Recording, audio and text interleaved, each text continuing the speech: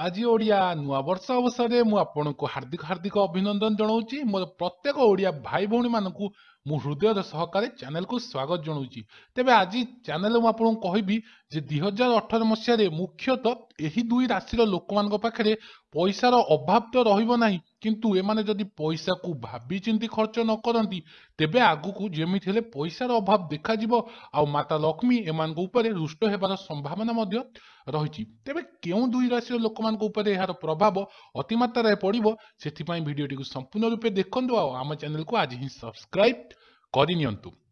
आर्थिक रूपे मजबूत रहिबा को प्रत्येक लोक इच्छा करती एवं सबु लोके चाहती कि तांको जीवन में सर्वदा खुशी वातावरण रही था एवं कहारी को अति सहजरे यह सब जिनस मिलता है तो किसी व्यक्ति को निज जीवन में अनेक संघर्ष करने को पड़ी था। ज्योतिष शास्त्र अनुसार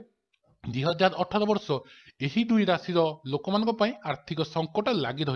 प्रथम जो राशि अच्छी सेटा हूँ मेष राशि।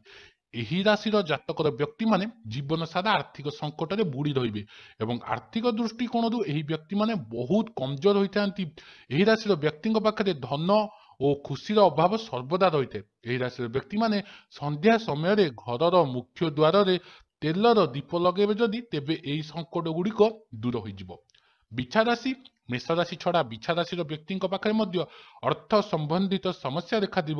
जदि आप कौन अर्थ संबंधित समस्या जोड़ी हो रही तो से मुकुलिबा भगवान विष्णु और लक्ष्मी माँ मंदिर को जातु एवं सेठारु जलर एक पात्र पूर्ण करके आणतु एवं पर से जल को अश्वत्थ गछ मूल ढाली दिंतु। देखो आपंकर जो भी